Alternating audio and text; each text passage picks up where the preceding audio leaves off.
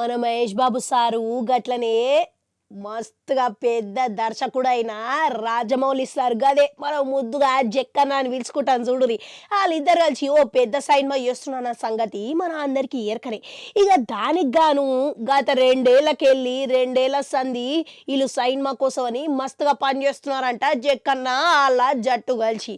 ఇది ఇట్లుంటే ఇప్పుడు మహేష్ బాబు ఏమో ఇప్పటి వరకు పొడవాటి జుట్టును పెట్టుకొని మంచి కనబడుతున్నాడు. ఇక ఏడ చూసినా కానీ గదే తీర కనబడుతున్నాడు. ఇక అందరు ఏమనుకున్నారు, ఇక ఒకవేళ సైన్ మైలా గిట్లా గిదే తీర కనబడుతుందని అందరూ మస్తుగా ఖుషి అవుతున్నారంట. కానీ ఈడ ఒక కిటుకొచ్చింది. గదేందరంటే మన రాజమౌళి సార్ అంటే ఆషమాష ఏంది, ఇక ఆయన సాధారణంగానే ఇక ఏడో ఒక మెలికైతే పెడతా ఉంటాడు.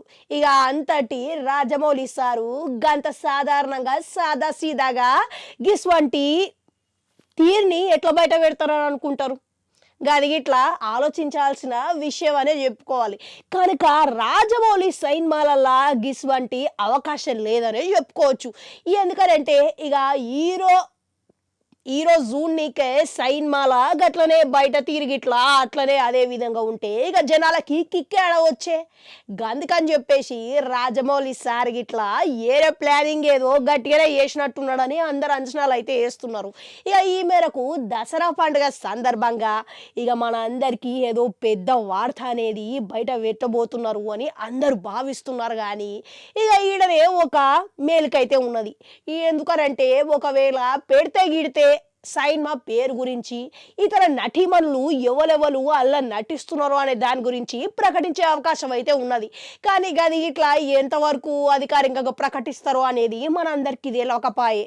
ఇక అభిమానులు అయితే మస్తుగా ఆశగా ఎదురు చూస్తున్నారంట. ఎందుకంటే ఇంత పెద్ద సైన్మా అన్నప్పుడు ఇక రాజమౌళికి ఒకంతు ఫ్యాన్స్ ఉంటారు. ఇక మహేష్ బాబు సారికి గిట్లా ఇక దేశం అంతటా ఫ్యాన్స్ ఉండబట్టే ఇక అందుకని చెప్పేసి ఇక వీళ్ళిద్దరు కోసమని మంచి వార్త తొందరలోనే చెప్పాలని గది ఇట్లా దసరా పండుగ దీపావళి పండుగ వస్తున్నది. ఇక అటువంటి పండుగ అయితే ఇంకా మన ఇండ్లల్లో దసరా అంటే మంచిగా చికెన్ మటన్ వండుకొని తింటాం. ఇక దీపావళి అంటే ఇక మంచిగా పటాకీలు వేసుకుంటాం. ఇక అంతటి పండుగ అయినప్పుడు గిస్వంటి మంచి వార్త వస్తే ఇక అందరూ మరింత రెట్టింపుగా ఖుషి అవుతారు అనేది అందరి ముచ్చట. కనుక ఏదో ఒక మంచి ప్రకటన అయితే ఇవ్వాలని నేను ఇట్లా కోరుకుంటున్నా. ఇక ఆ విషయం పక్కకు పెడితే ఇప్పుడు రాజమౌళి సినిమాకి రామోజీ ఫిలిం సిటీలో గిట్లా భారీగా నిర్మాణాలు కడుతున్నారంట. ఎందుకంటే గాడగిట్లా పెద్ద సెట్లేసి షూటింగ్ కోసం అని చెప్పేసి మస్తుగా సిద్ధం చేస్తున్నారంట.